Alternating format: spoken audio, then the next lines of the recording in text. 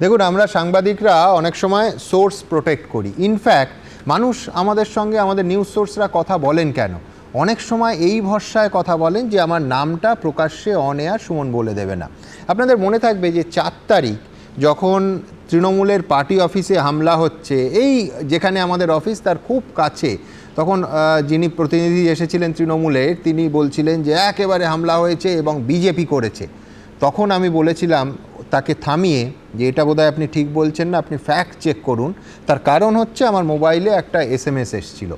সেই SMS-টা আজকে বলতে কোনো দ্বিধা নেই, কারণ আমি নিজেই দেখলাম আজকে প্রেস কনফারেন্সে তিনি নিজের মুখেই ঘটনাটা বলছেন। সেই SMS-টা পাঠিয়েছিলেন আমার এই মুহূর্তে স্টুডিওতে যে দুজন বসে আছে তাদের একজন, স্বরূপ ঘোষ। তার কারণ হচ্ছে তিনি লিখেছিলেন, আমি ব্যক্তির নাম করছি না স্বভাবতই, যে আরেকটা তৃণমূলের আরেক নেতা, প্রভাবশালী নেতা, খুব প্রভাবশালী নেতা, তার লোকেরা করছে। এবং তিনি স্পষ্ট লিখেছিলেন, এখনও টেক্সটটা আছে আমার মোবাইলে, যে গেরুয়া বিজেপির পতাকা নিয়ে গেরুয়া আবির মেখে তারা আমার পার্টি অফিস ভাঙছে, শুধু ভাঙছে না, আগুন দিচ্ছে, আগুন জ্বালিয়ে দিচ্ছে। আজকে নিশ্চয়ই বলতে দ্বিধা নেই যে এটা তোমার পাঠানো এই SMS। সুমন, আমি হয়েছে ঘটনাটা আমায় বলো। ঘটনা বলছি, তার আগে আমি একটা জিনিস ক্লিয়ার করতে চাই দর্শকদের কাছে, যে আমরা কিন্তু তৃণমূল কংগ্রেস থেকে পদত্যাগ করিনি। এখনো আমি তৃণমূল কংগ্রেসের সম্পাদক, রাজ্য সম্পাদক। সেই আইডেন্টিটিটা আমার এখনো নষ্ট হয়নি, দল যদি নষ্ট করে না দেয়।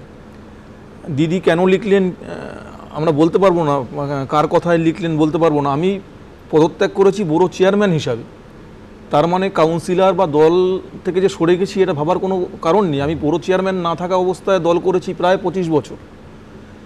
তো বড় চেয়ারম্যান না থাকা অবস্থায় আরও আগামী দিনে 20 বছর দল করতে পারি, কিন্তু সেই দলেরও তো কথাটা শোনার জায়গা থাকতে হবে। একদম দুম করে কাউকে উৎকোচ নেওয়া ফেওয়া এগুলো জানি না উনি কোত্থেকে পেয়েছেন, কিন্তু মমতাদি ভালো করে জানেন। তো গিরগিটি এসবগুলো ব্যবহার করে বলেছেন, ভালো লাগলো শুনে যে এত বছর 30 বছর প্রায় একসঙ্গে রাজনীতি করেছি, যাকে ভগবানের জায়গায় রেখে রাজনীতি করেছি, তার কাছ থেকে এই পুরস্কারটা হয়তো প্রাপ্য ছিল না, কিন্তু হয়তো এটা আগামী দিনে আমাদের পথ চলতে উৎসাহিত করবে।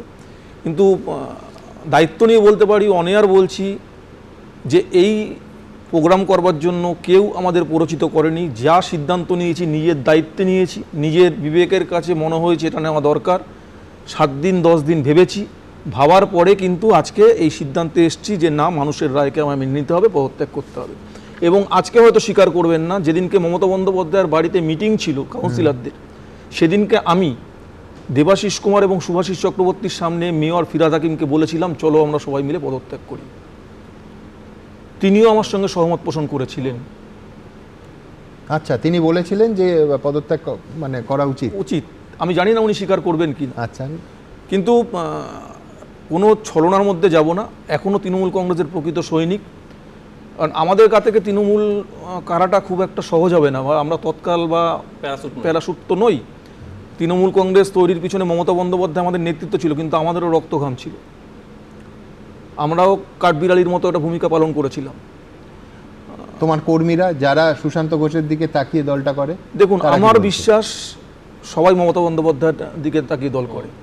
আমরা একটা অনুঘটক মাত্র, অঞ্চলে অঞ্চলে আমরা সেটাকে মান্যতা দিই। মমতা বন্দ্যোপাধ্যায় আমাদের পাঠিয়েছিলেন, যে যে অঞ্চলে আমরা যাই সেই অঞ্চলে আমরা চেষ্টা করি মমতা দলটাকে স্ট্যাবলিশ করবার জন্য।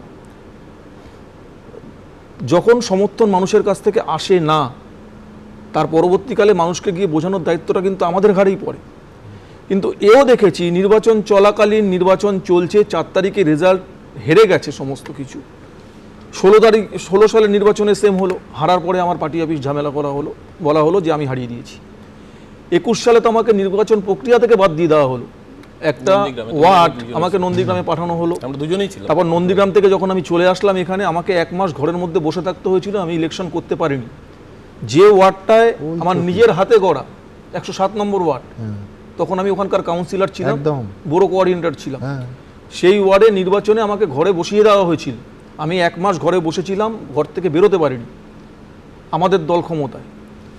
21 সালে মমতা বন্দ্যোপাধ্যায় 20 সালে হঠাৎ করে একটা মঞ্চ থেকে ঘোষণা করলেন, আমি তখন টিভি দেখছিলাম, যে সুশান্ত, তপসিয়ায় আগুন লেগেছে, তুই চলে যা, ওখানে গিয়ে দেখ কি হয়েছে, আমাকে রিপোর্ট করবি।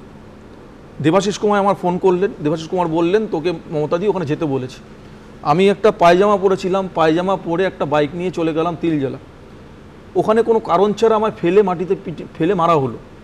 আমি অভিযোগ করলাম, ছেলেগুলোর এগেনস্টে একটা এফআইআর পর্যন্ত নেওয়া হলো না, থানায় কমপ্লেন করলাম। রাত্রিবেলা ফিরহাদ হাকিম এসে বললেন, রাজ্যের মন্ত্রী, যে আগুনে মাথা গরম হয়ে গেলে ওরকম ঘটনা ঘটে।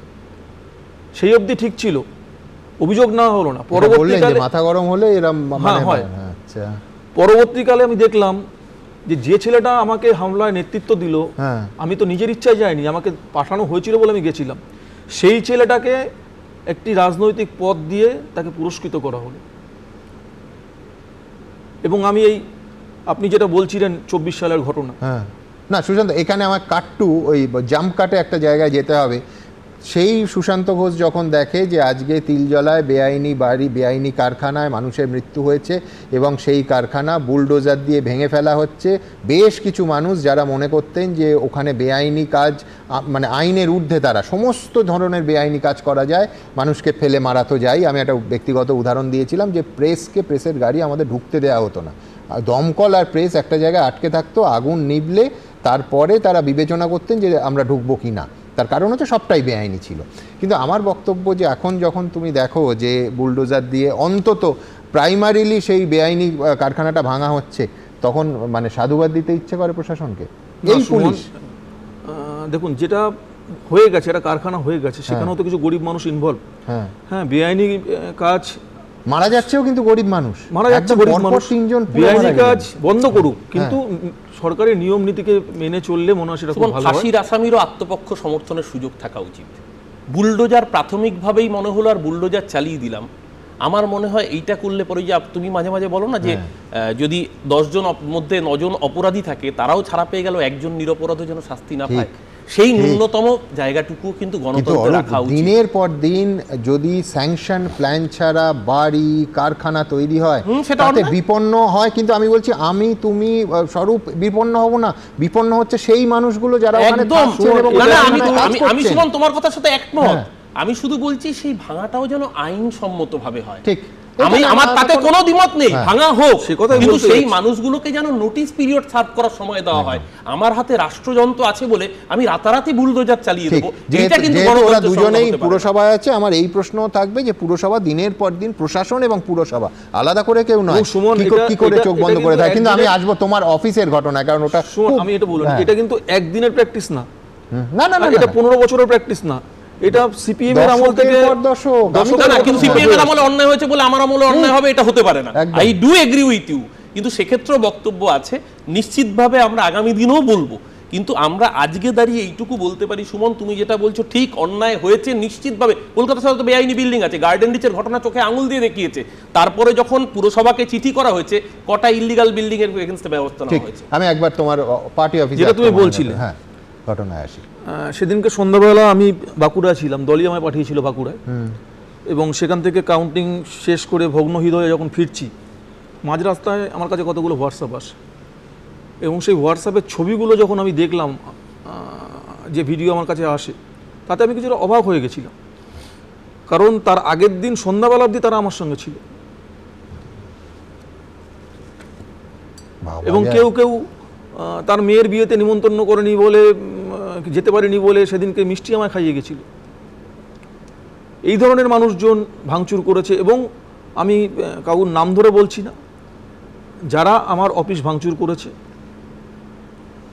তারা কোন তৃণমূল আমি জানি না, তৎকাল তৃণমূল কি লালচুল তৃণমূল আমি জানি না, কিন্তু তারা তৃণমূল কংগ্রেস বলে তাদের একটা পরিচিতি ছিল, এবং তাদের আমি নাম দিয়ে থানায় অভিযোগ করেছি। তাহলে তো সমীর ভট্টাচার্যই সঠিক কথা বলেছেন। আমি এখানে আরেকটা জিনিস অ্যাড করছি, পতাকা এবং আবির নিয়ে আমি এখানে একটা জিনিস অ্যাড করছি, ঠিক একইভাবে ও যেরকম বাঁকুড়ায় ছিল, আমি ঝাড়গ্রামে ছিলাম দলের পক্ষ থেকে দায়িত্ব নিয়ে। ঝাড়গ্রামে আমাদের ক্যাম্প আক্রান্ত, আমি সেখান থেকে সবাইকে রেস্কিউ করে আমার ওখানকার যুব সভাপতি থেকে ক্যান্ডিডেটের সাথে কোঅর্ডিনেট করে আমিও মধ্যরাতে প্রায় বাড়ি ফিরছি। আমার বাড়ির পাশে যে 12 ভূতের মাঠে প্রতিবার মমতা ব্যানার্জি মিটিং করেন, এবারও করে গেছেন, সেই পার্টি অফিস, তৃণমূল কংগ্রেস ভবন তৈরি হওয়ার আগে সেই পার্টি অফিসও ভাঙচুর হয়। পরের দিন যখন গিয়ে আমরা পার্টি অফিস খুলি, এবং তার পরবর্তীকালে যখন এবং বিজেপির নেতৃত্বের পক্ষ থেকে একটি নাম্বার দিয়ে ফোন করে আমাদেরকে বলা হয়েছে যে যদি কোথাও দেখেন অন্যায় হচ্ছে আমাদেরকে জানাবেন, আমরা উই উইল টেক অ্যাকশন। এটা ভাবের ঘরে চুরি করব না। আমি অন্তত ব্যক্তিগতভাবে 3টে ইনসিডেন্ট জানিয়েছি, 3টে ইনসিডেন্টই ওনারা ব্যবস্থা নিয়েছেন। আমরা কিন্তু 2021-এর পরে এই বার্তাটা দিতে পারিনি। আজকে এটা তো ঘটনা 2021-এ মগরাহাটে সম্ভবত বিজেপির যিনি প্রার্থী ছিলেন আজকে সেই ঘটনা নিশ্চিতভাবে এখানেও পোস্টপোল ভায়োলেন্স হয়েছে। এই যেমন ইয়েতে সহদেব বাগ সম্ভবত গোঘাটের তিনি মারা গিয়েছেন, বা বেলেঘাটে একজন মারা গিয়েছেন, কিন্তু একটা কোথাও বিজেপির টপ লিডারশিপ এইটাকে বেশি বাড়তে দেননি, এবং তারা সেক্ষেত্রে চেষ্টা করেছেন কিছুটা হলেও অন্তত সংযত থাকার বার্তা দিতে। এইটা বললে এখন বিজেপি বলে দাগিয়ে দেওয়া হবে। এবং মুশকিল হচ্ছে বাইনারির বাইরে গিয়ে, তৃণমূল আর বিজেপির বাইরে গিয়ে কোনো মানুষের স্বাধীন সত্তা থাকতে পারে না। আমরা বোধহয় এই সমস্যাটা হয়েছে সৌজন্য রাজে। যদি প্রিয় মল্লিক আমরা মানে তখন প্রতিবাদ করিনি, এটা ঠিক, আমাদেরও ভুল ছিল। কেন বালুদা বলবেন যে কোনো সিপিএম এর বাড়িতে নিমন্ত্রণ অনুষ্ঠানে যাওয়া যাবে না? পশ্চিমবঙ্গের রাজনীতিটা ছিল না, পরিবেশ ছিল না তখন। আজকে ডক্টর বিধানচন্দ্র রায় মুখ্যমন্ত্রী, জ্যোতি বসু বিরোধী দলনেতা। আমি বড়দের কাছে গল্প শুনেছি, তুমুল সমালোচনা করছেন বিধানসভার অন্দরে জ্যোতি বসু, বিধানবাবু দেরিতে ঢুকছেন বলে, যে বিধানবাবু বিধানসভাকে গুরুত্ব দেন না।